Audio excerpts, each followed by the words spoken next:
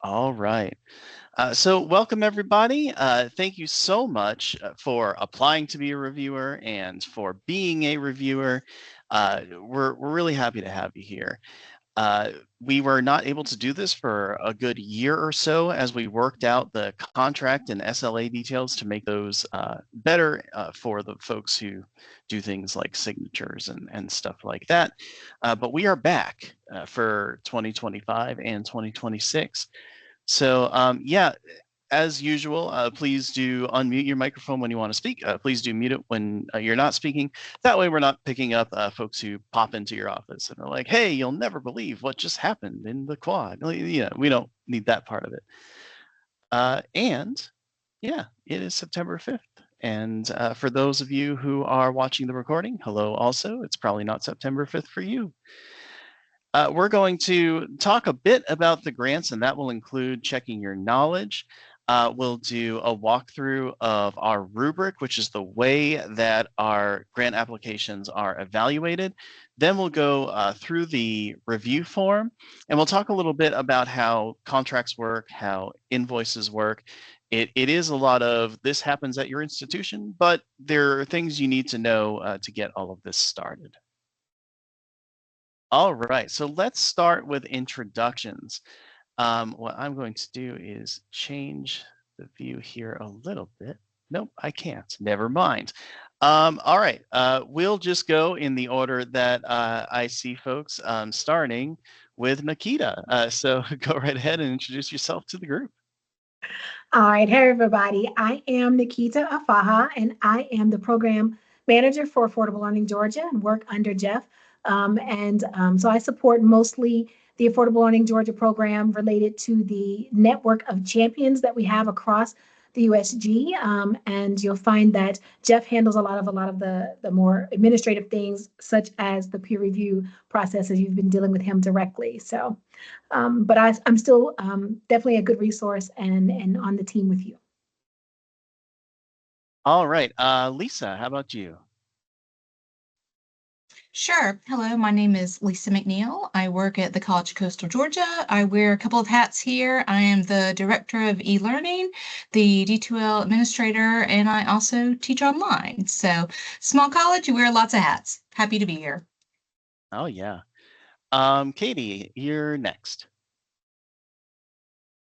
Hi, I'm Katie Shepard. I'm the Assistant Director of Instructional Design, so instructional designer plus a little more at Middle Georgia State University. I'm a former librarian turned instructional designer, and I was involved with ALG as a librarian at East Georgia, and then I had a short time at Mercer where I wasn't in the system, and then I came back in the system, and I'm now an ID champion. All right, thank you. Atef, how about you next? Oh, you're on mute. All right, sorry for that, everyone. Hi, my name is Atif Shalatif Mohammed. I am assistant professor in the IT department in Georgia Southern University. And I have been happily working with Jeff maybe for about 5 years now, having a few grants and excited about it. I also expecting that the OER is going to grow in our place over here, as we were talking about it in our last department meeting, and I think we have lots of plans to come. So it is exciting actually about it. Yeah. Very cool. Mhm. Femi, you're next. Hi, everybody. I'm Femi Jayeola, the Affordable Learning Librarian over at Kennesaw State University. I'm also the library champion here on campus, and I've been a recipient of an ALG grant myself, a research grant. So I'm excited to be a reviewer and to continue to support OER and Open Ed here on campus and elsewhere across the USG. Thank you. Daniel, how about you? Hi, I'm Dan Farr. I'm sorry, I'm covering the camera. My No, we dog can see you. required attention that was very disruptive, so I am outside with my device. Dan Farr. I'm also at Kennesaw State, ironically. I'm a principal lecturer of sociology in the program coordinator for gender and women's studies. And in the past, I've reviewed and also had, I don't know, 6 or 8 grants. I'm not sure. hmm Well, Kennesaw's been very engaged in ALG work for a long time, so it's not just ironically that we have more than one. I go back to round 2. Yeah. All right. Melody, how about you? Hey, my name is Melody Rude. I am the new director for student success and the Miller Learning Center here at the University of Georgia. And I previously ran the textbook affordability grants at UNCG when I was in North Carolina, and I was pretty heavily involved with OER up there. Very cool. Clement, how about you? Good afternoon, everyone. Clement Aubert. I'm in Augusta University, where I teach and do research in computer science at the School of Cyber and Computer Sciences. I've been using open educational resources my whole career, pretty much, and was lucky to be supported by ALG to develop a couple that we've been using here for Introduction to Programming classes 1 and 2. Mm-hmm. All right. And Shireen, I think you are last. Hello, everyone. Sorry, I've been popping in and out. I had some technical problems. It kept dropping me off the call, but I go by Sherry, and I'm Sherry Southard at Clayton State University, and I am the faculty champion here. I've secured a number of grants, and I've reviewed previously, so I'm really excited about ALG, and so I'm happy to be able to review again. I am a professor of legal studies, so that's my discipline in my day job. Thanks so much. All right. So yeah, and the next thing we're going to do is a quick little quiz. This used to be a big review that had a bunch of slides about what ALG does, what OER is, and all that stuff. Nikita has formed it into a quiz in the form of a Teams poll. So with any luck from Teams, this should start running, and you should be able to answer these questions in the chat as it pops up. So take it away, Nikita. Indeed, indeed. So everyone, you probably pretty familiar with a lot of the things that we're going to be shared here, but we're going to test your knowledge. I'm going to share the Teams poll. I had shared it before prematurely, and so I had to close it because it opened too quickly. So I will reopen the poll. Please check in your chat, as well as it should just show up directly on your on the screen there. And let's see. Yeah, you'll have to hit view poll. Yeah, you'll have to hit. Is it showing them to view poll? Because it's giving me a different view. So. Yeah. Oh yeah, it's showing up. Okay. Okay. And so I'm looking for the results. Poll results, because I want to see the poll results as well. Right now it says 0 responses, so that's why. Okay. Is it open enough in the chat? Is anyone participating? Please go ahead and Yeah, let us I am know that. participating now, yeah. Okay. Yeah. Good, good, good. Because it's and Jeff, it's sharing my windows. It's showing.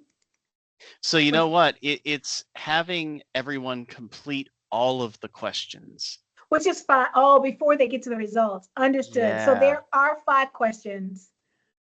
So please go ahead and go through all the questions, and then we'll go through the results. Let's see, let's do that.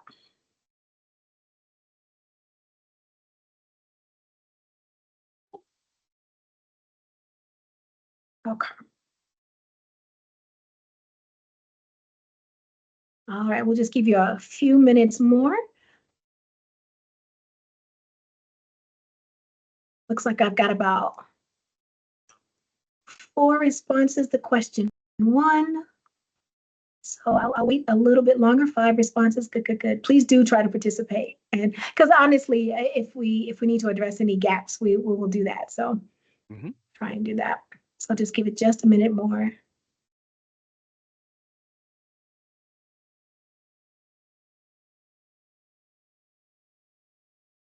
Great, great, great, great. Okay.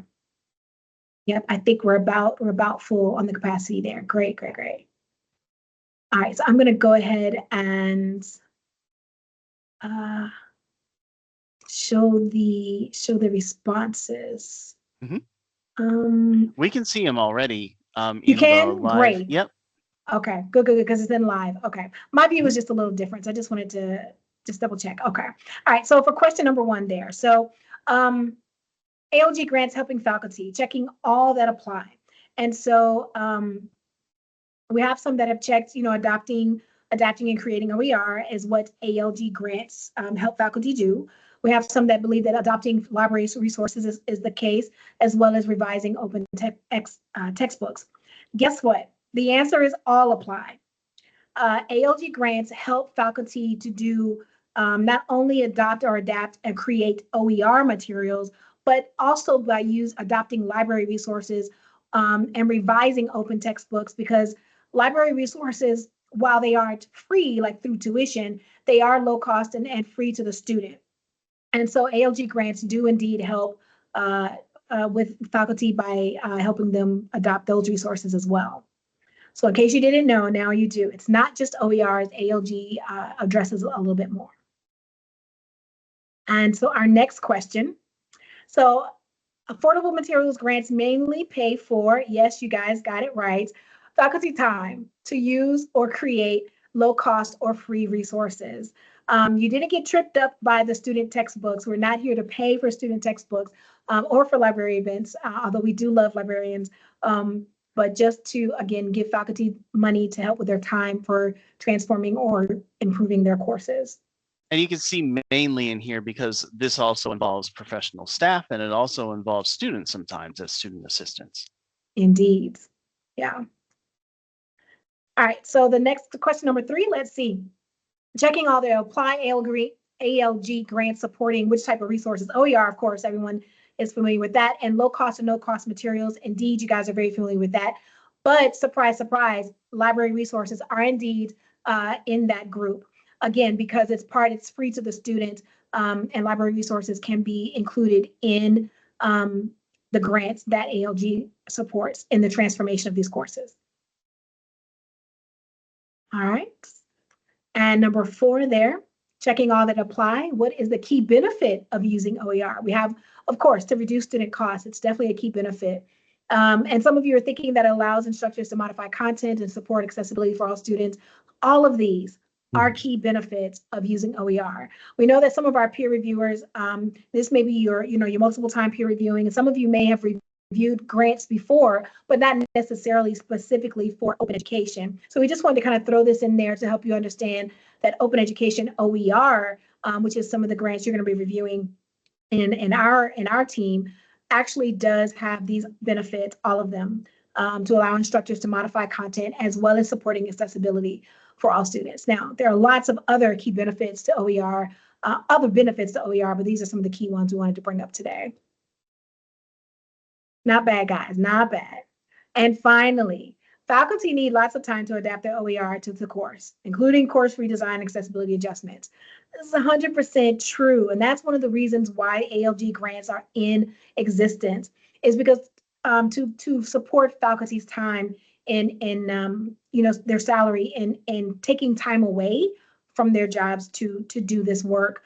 In addition to that, supporting the teams that support the faculty, the instruction designers, librarians, all of them together is really what helps to alleviate some of the time they have to take in order to do this transformation.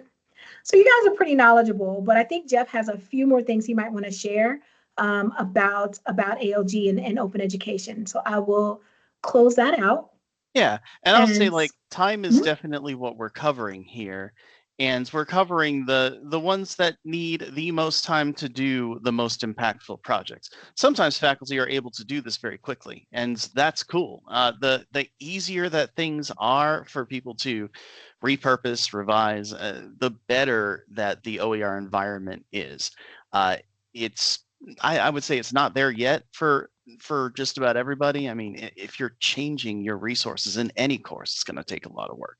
But there are some movements, especially with LMS integration with a couple of places. It's just getting started.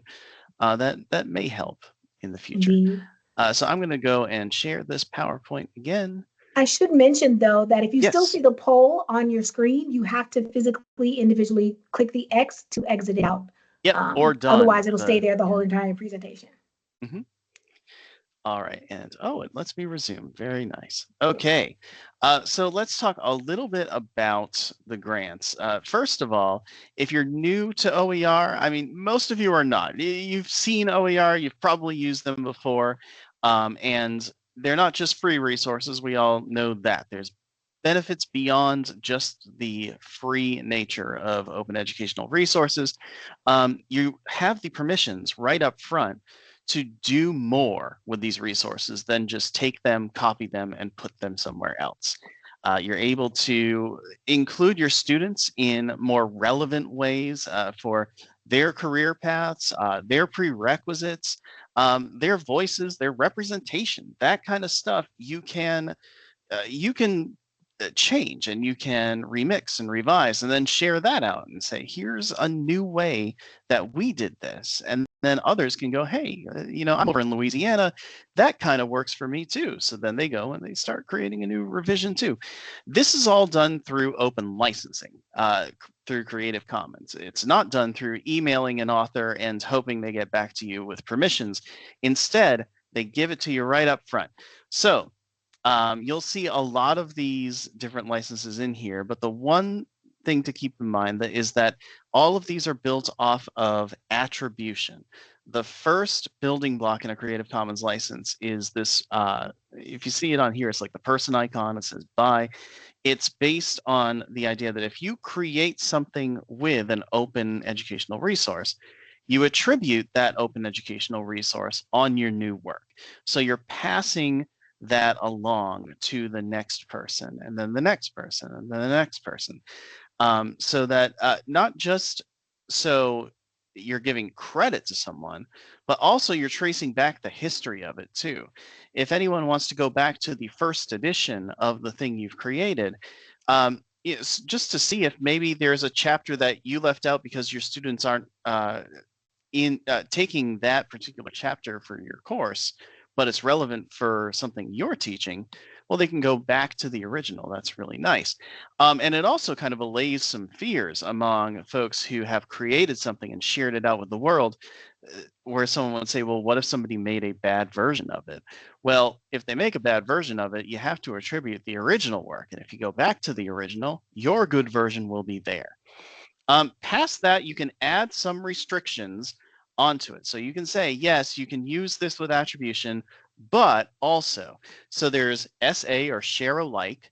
That's where you have to pass the freedom along by sharing it under the same open license that they did. There's NC, which is non-commercial, meaning that you cannot use your newly created work for profit. That doesn't mean that you can't have it printed out by a print shop. Creative Commons, the organization itself, sent in an amicus brief in a court case that said these licenses are not meant to create haves and have-nots for people who own a commercial printer and people who don't. If it's more affordable for you to get these printed out so that you can provide print versions to students, that's fine. If you sell them at anything more than the cost that it costs to print them, then it's a problem because you're profiting from it. That's commercial use. So it gets a little complicated with non-commercial, but it can work too.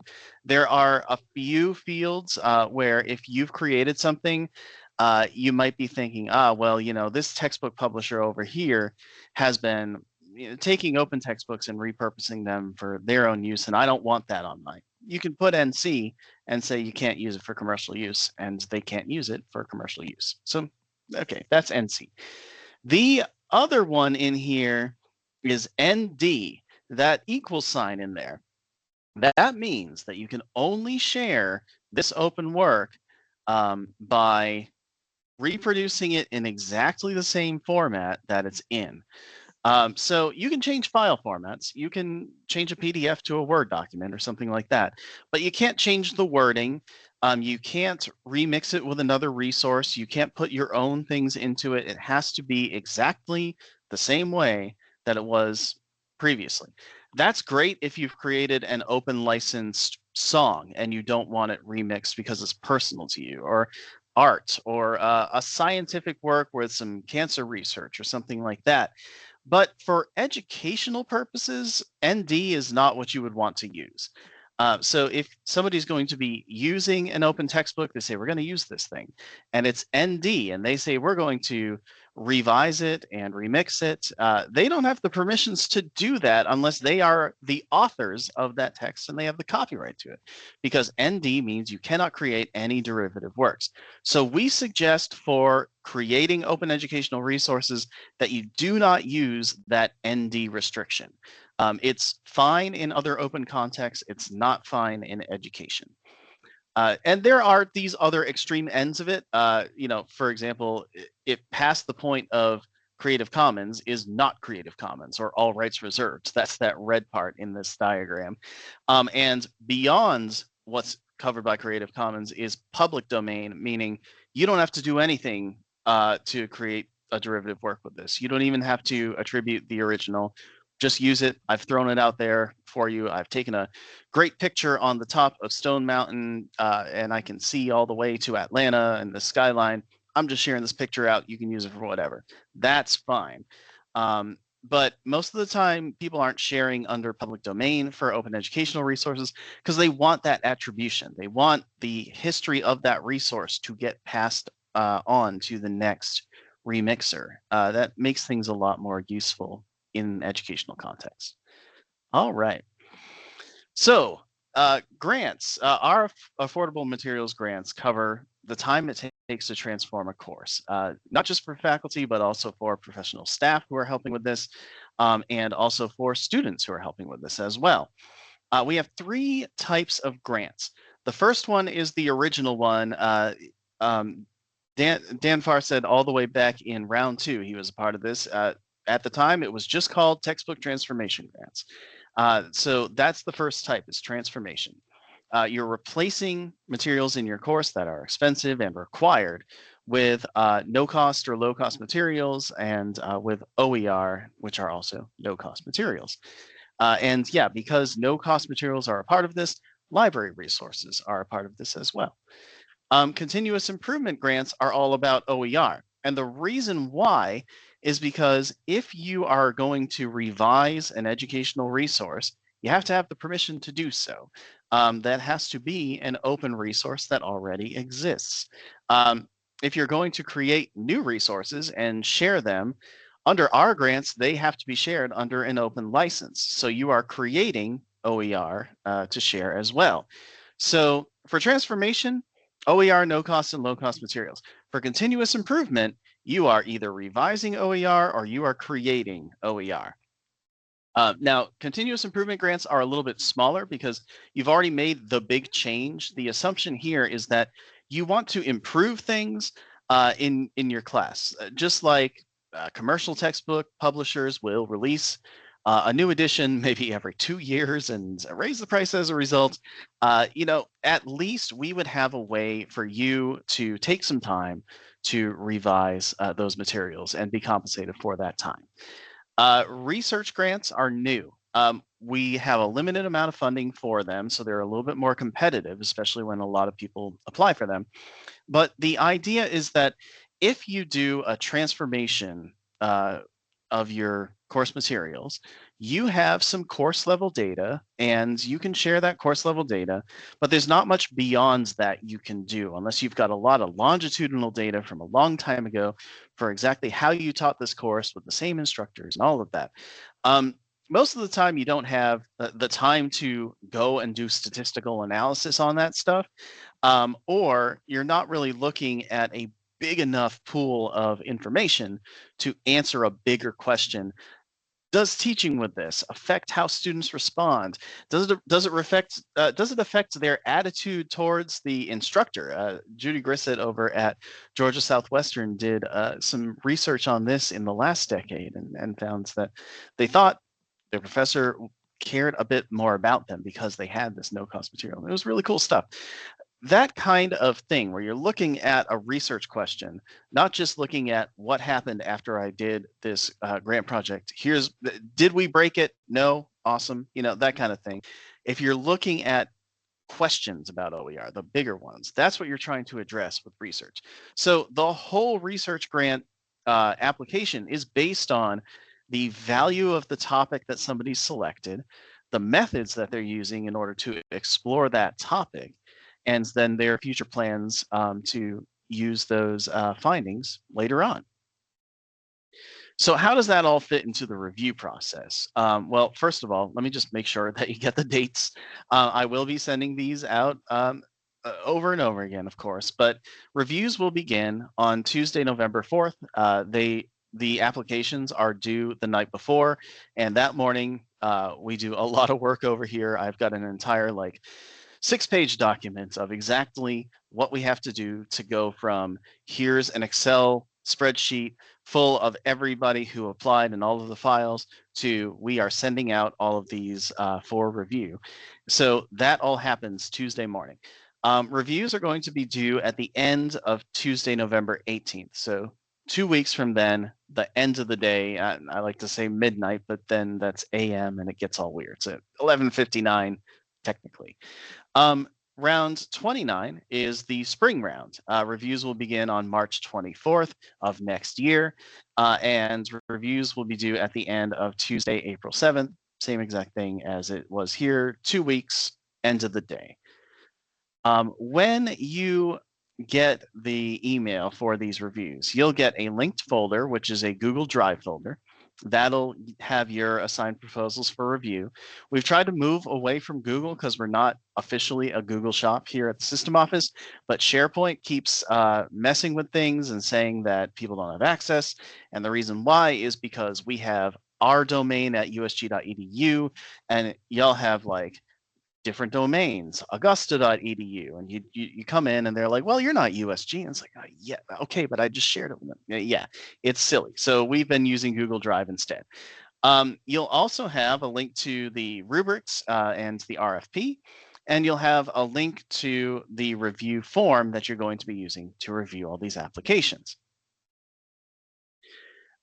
You'll see a list of files, and these files can tell you exactly what you're looking at. If you just see a 3-digit number, it's a transformation grant. Those were the originals, and we numbered them, and therefore they are the ones with only a number. The continuous improvement grants start with an M and then a 3-digit number. And that's because we used to call them mini grants, and we decided to retitle them for their function more than their size. It's about continuous improvement, therefore they are continuous improvement grants. So if we went back, we could have called it CI, but then we'd have to differentiate the CI and the M, and it wouldn't make any sense because they're the same thing. So if you see an M302, M303, that's continuous improvement. Research is RG plus the 3-digit number. Why is it not just R and a 3-digit number? It's because when we say round 28 or round 29 and we abbreviate it, it comes up as R28, R29. So if I put R729, someone's going to read it as round 729. And when this translates over to grants offices looking at SLAs and then contracts being signed up the chain, they're like, wait, is this a reviewer? Is this research? Is this the rounds? Oh, okay, hold on. So here's the differences. So yeah, if you see RG041, that is a research grant. So the rubrics, you may have seen these before, especially if you've applied for a grant. There are 3 different ones. There's one for each type of grant. And there are weights applied to these, but don't worry about it. You're not going to have to do the math to score these. We will just put that in the Excel sheet as this cell times 3 plus this cell times 2. It's easy enough for us to do on our end. So all the rubrics look like this. They've got the scores and the pertaining description that basically fits that score for each of the categories that you're going to be assessing things under. The transformation grant has 5 different sections of the rubric. The first one is student savings impact. This is the only one that has savings impact as a thing that is judged. And it's, does the project lead to substantial changes in student savings and access to materials? This can be a little subjective, and you're looking at numbers, and it might be a bit confusing to put the two together. If you think about how much it costs for the entire grant, and you think about how much in a full year this would do in student savings, that gives you a good barometer to like, where's the midpoint of it? If, for example, you have a $30,000 project and it's going to affect about $2,000 in student textbook savings each year, that's something that would need to really stand out in some other way in order for it to get through, because it's really not serving the purpose of a transformation grant, which really is about student savings and student success. So it is a very important part of it. So you'll want to keep the budget in mind and look at how much is going to be saving students per year. That should be clear on the application. It should be, there is a total student savings field in these application forms now. We've made it a little bit easier this time around. If you have any questions about this, of course, please do let us know. The other ones are ones that you've probably seen a little bit more of in your ways of evaluating applications. The impact on instruction. So are you enhancing instruction? Are you attempting to improve student success in ways other than just it's free?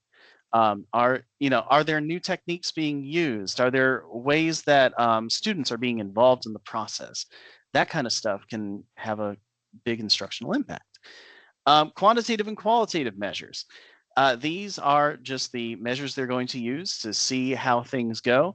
Are they explained? Are they planned out? Are there tools that they already have selected to do so? And are these measures going to gather meaningful insights? If you're measuring something that has nothing to do with the project itself, of course, that doesn't really make much sense. The next one is the action plan, which is very important because it shows you how prepared a team would be if they just got started on this work. So they should be outlining how many hours it takes to do all these tasks, who are the people who are responsible for doing the tasks that are in there, and what's the timeline for all of these tasks to get done. And from there, you should be able to see like how detailed and how realistic the plan is. It's still a judgment call. There are folks out there that are just very fast at writing, and they could whip you up a textbook in 3 days, and they, get the editing process done in another month. And you might look at something and go, man, could they really do that? Well, if they've done it before, maybe it's a little bit more feasible at that point. It will be a judgment call, though. The clearer they make it, the better it is. And that's kind of the fifth category, too. This stuff needs to be clear. For example, if you've got a plan and you've got the budget, and the budget shows something that isn't in the plan, then you're going to be very confused. You've got X, Y, and Z, and then a 75-inch OLED TV. And you're like, okay, so what are we using this TV for? And if you go back and there's nothing there for why you would need a big OLED TV, well, then it's not going to make any sense. Now, there is a way that it could possibly make sense. Maybe you've got like a nursing lab or something like that, and you're doing virtual sessions, and you have to dim the lights for this thing. And instead of doing virtual reality, you've got like high black level contrast, and you could justify that TV, but it needs to be justified. So making sure that the budget and the plan are aligned is super important. But also just looking for errors, looking for clarity in writing. There are some times where I will read something and I would say, there might be a good plan here, but I have no idea. Usually my feedback to the people who wrote that are like, be sure to get a peer reader to look this over before you send it in. And it is tough. Like, I would love for everyone to be able to share directly from their brain exactly what their thing was without having to deal with the barrier of having English as a second or third language That is absolutely possible. But it does need to be clear. We need to be able to tell that things are impactful, that the measures are measuring what they're supposed to, that everything's well planned out. So clarity is a big part of this, along with alignment. So those are the 5 dimensions of transformation grants. Continuous improvement, very similar. It has instructional impact, the action plan, and clarity and alignment. It just doesn't have the quantitative and qualitative measures because those are optional in a continuous improvement grant. You're really supposed to be doing revisions or creation work. And student savings impact, I mean, it's nice if you can save your students even more. That's cool. But really what you're trying to do here is sustain a zero cost or a low cost project through the creation or revision of materials. So it's just these 3 dimensions as opposed to the 5 in the transformation one. The research grant one focuses on a little bit of different stuff. The research topic impact is kind of like instructional impact, but for research. The idea being that is the thing that you're exploring going to be impactful for education, for the OER world, for using low cost or affordable materials? Like, will we gain something from this and be able to know something that we didn't before that'll help us out in the future? Quantitative and qualitative measures will, of course, be a big part of a research grant project. So be sure to look at the measures, make sure that methodologies are fully explained and all of that. And organization and planning are a big part of it. Feasibility is going to be a big part of research grants too. We have seen in the past couple of years that we piloted these research grant projects that they got delayed a lot. There were bumps in the road that we didn't think would happen.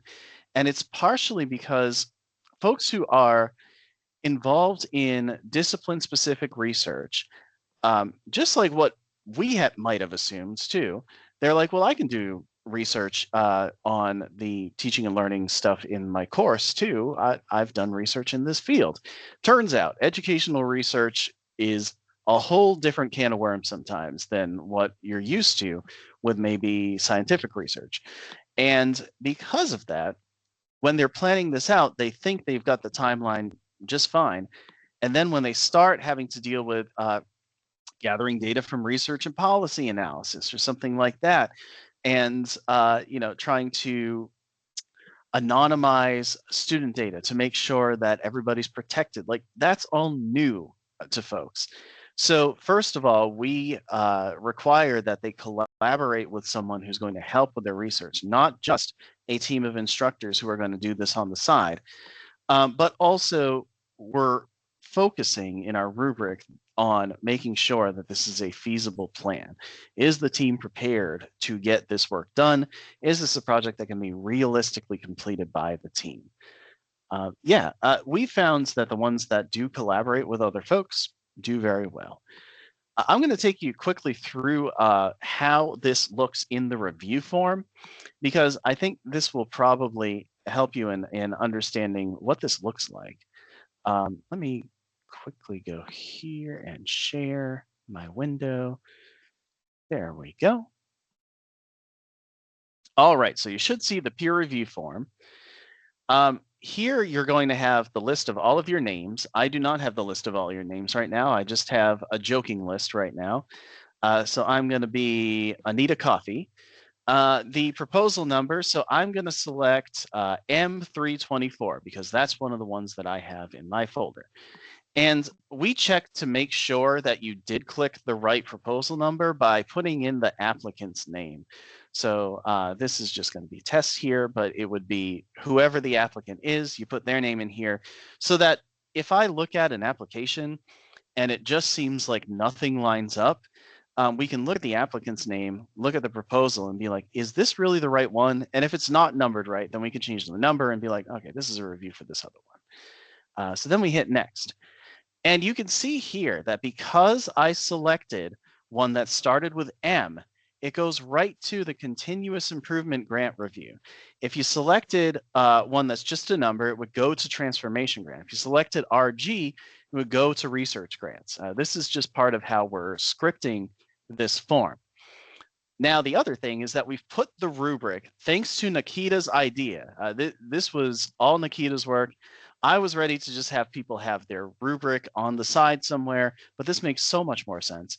The rubric field is spelled out right at the top of the field that you're going to be scoring. So you've already read through the application, you're looking through and you have some notes and stuff. Instructional impact, okay, so here's what 5 is, here's what outstanding is, here's what fair is, that's a 3. Here's missing, lacking relevance, that's a 1. It lines up with this down here, so I'll hit a 3 and I'll put test on this. But usually you're going to want to put something that's pretty helpful here. This is a review process that should help folks that don't get accepted to improve their applications and make them better the next time and come back with a more impactful plan. And that's what we're hoping. We're not hoping that people that get a no never show up again, because we really want as many folks to participate in ALG as possible. So the more helpful you can be with comments here, the better. Now, let's say that it's just great. Well, in that case, excellent is going to be just fine, because if you have no notes, you have no notes. But if you do have notes, please do share them. Over here, so here's the action plan. Here's clarity and alignment. Oh no, I have a meeting I just got called into. I can't do anything right now. What do?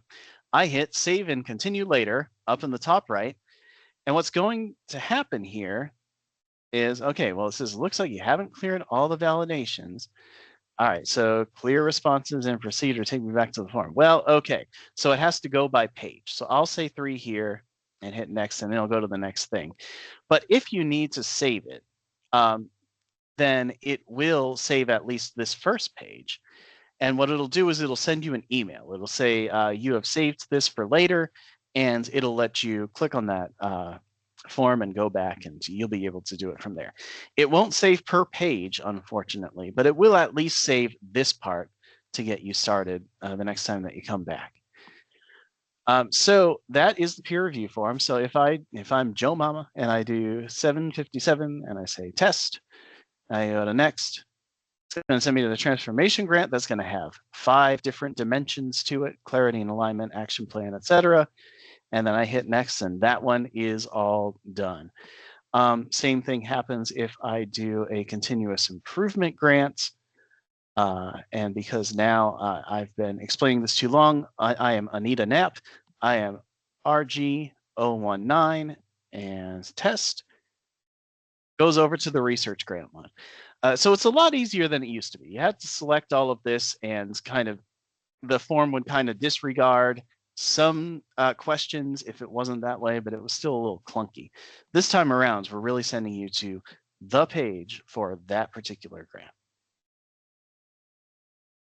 All right. Oh, yeah. And of course, it doesn't let me go right back to the PowerPoint, so I'll have to share that again. And I will resume.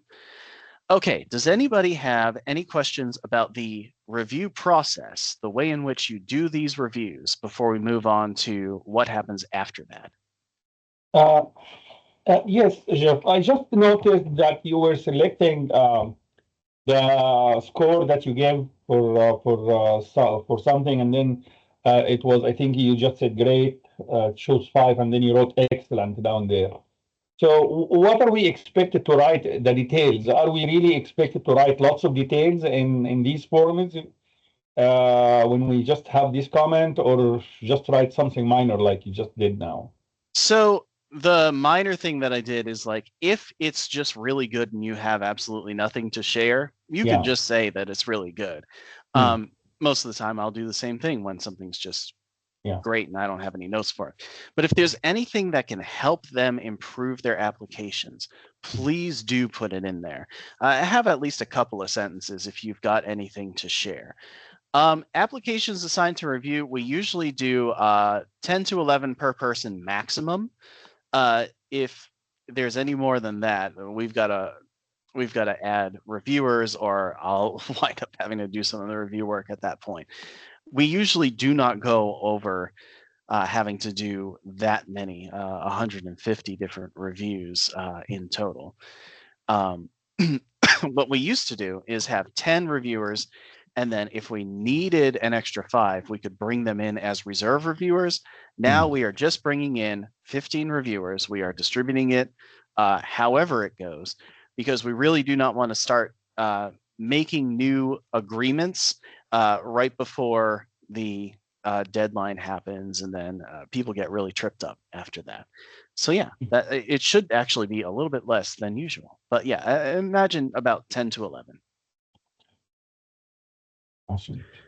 So per round, and there are 2 rounds, compensation should be $500 per round that's paid through your institution's payroll.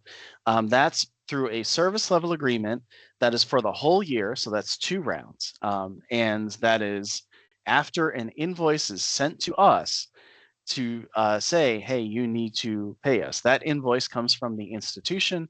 We pay the institution when they send that invoice. So the service level agreement needs to be completely signed first.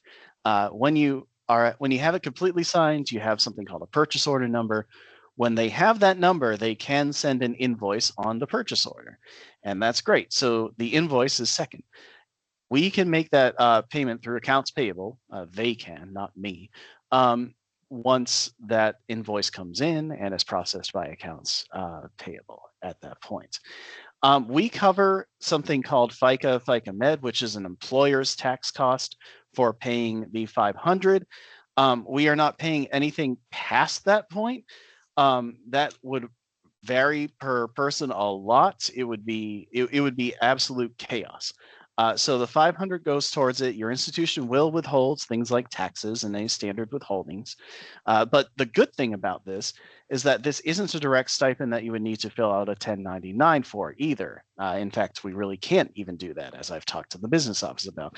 I have bothered them and exhausted all options and found that this one is the lowest amount of work that anybody needs to do in order to make sure that this gets done. Now, we can't pay anything to the institution until the SLA is signed, step 1, and then the invoice is sent from the institution to us, which is step 2, and then they are able to, through the invoice, pay the institution. I'm not going to do an SLA walkthrough because there's just not enough time for that. And I'm going to be sending these directly to the grants office this time around, as opposed to before, where the reviewers had to send it. This is a different process entirely. We have 1 SLA per institution this time around, which is so different. It's going to be even more different when grantees wind up with this. If we have like 7 projects at Kennesaw State, Kennesaw is going to have 1 SLA, and then it's going to have each of the project numbers on there. So it's going to be very different for that. So what we'll do is we will include you on these emails. You will see the SLAs, but basically it's going through the grants office so that you've got this one point of contact that knows what to do with it and can get that done. Once it gets to us, we then immediately route it to the business office.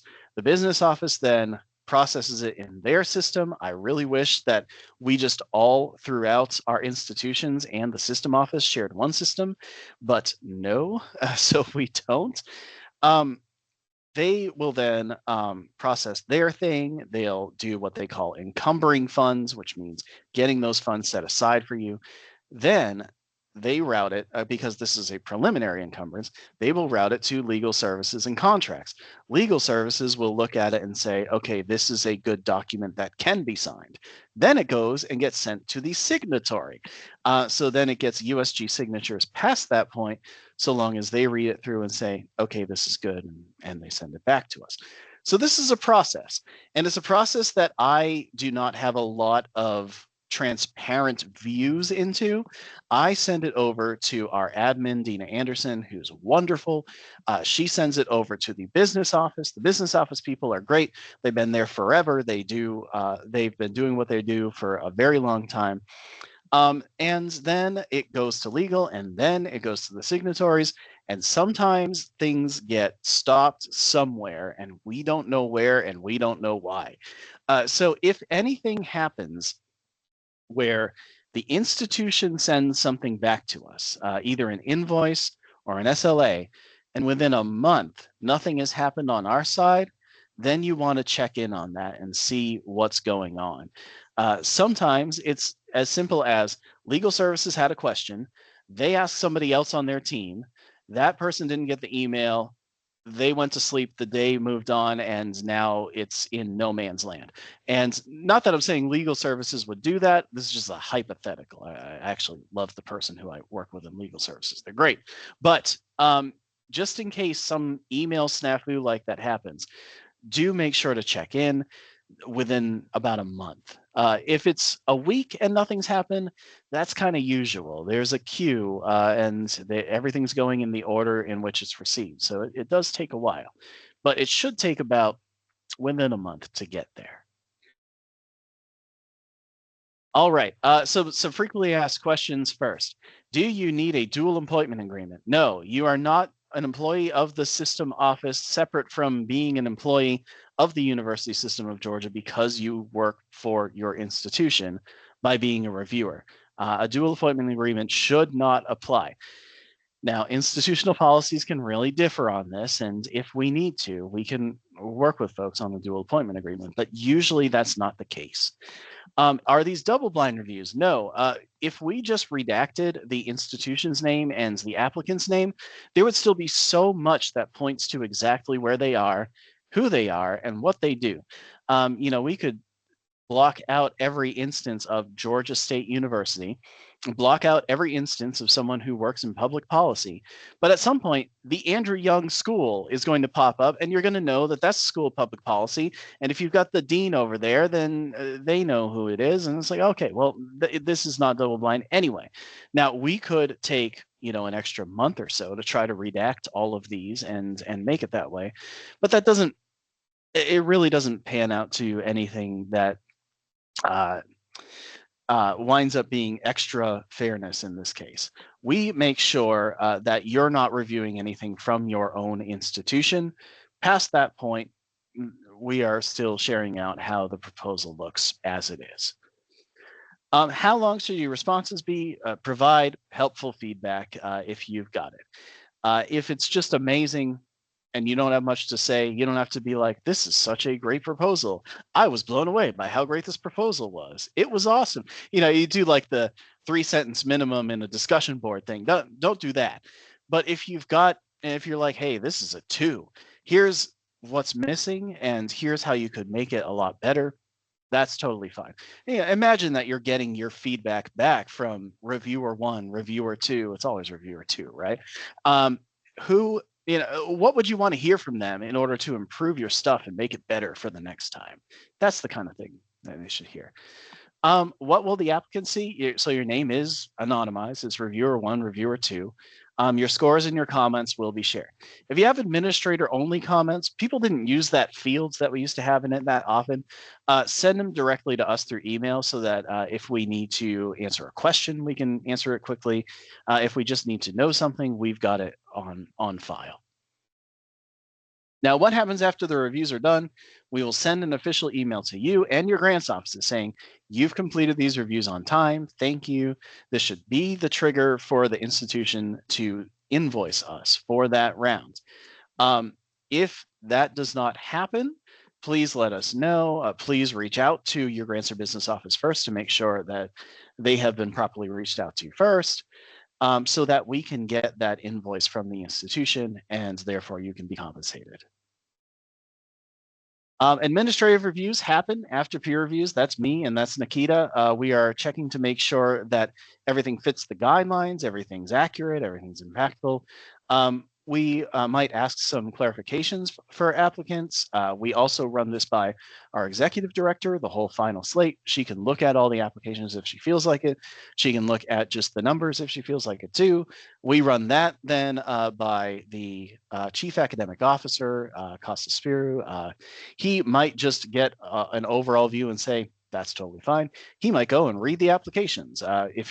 If any of you remember Houston Davis, he used to read those applications and get back to us. That was really cool.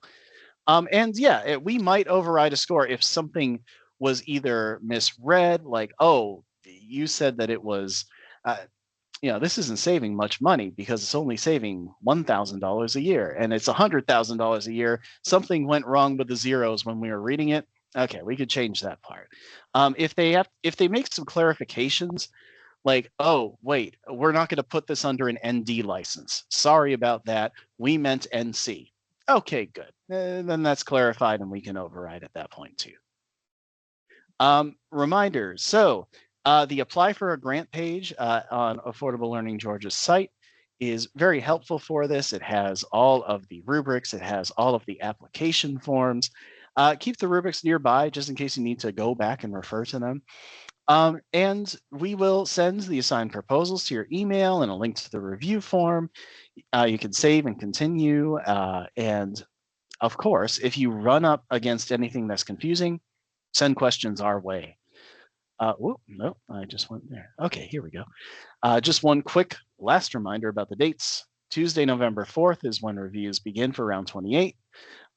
Due November 18th, and then round 29. Tuesday, March 24th is when the reviews begin, and they end on Tuesday, April 7th.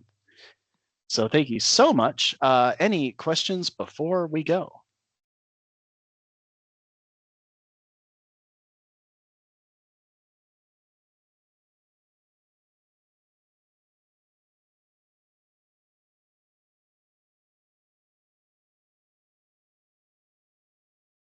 Jeff, I don't have a question, but I wanted to thank you for including the rubrics on the review form. That's very helpful. Yeah, and thanks to Nikita for working with me on that, because the last time we tried to make this, I wasn't able to get that done in Google.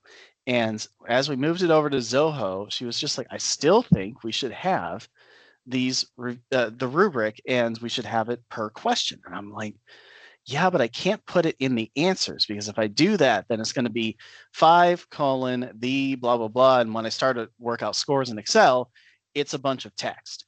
And so then I was like, well, what if I just put it on top as a description? And that wound up working. So Nikita pushing me to do better is why this happened. So yeah, thanks everybody. We will get started in November, so that's a little bit away from now. So if you have any questions in between there, please let me know. We're going to get the SLAs sent out to grants offices on this upcoming Tuesday, so that's the next part of the process. Be sure to check it out. It should all be stuff that you heard today, except like the boilerplate SLA language about, time is of the essence, and this does not discriminate by blah, blah, blah, and all that. So yeah. Thank you very much, and I will talk to you all soon. And thank you, Nikita, for co-hosting and running the quizzes and all that. Thank you very much. Bye, guys. Thank you so much. Bye. All right, I will stop recording now.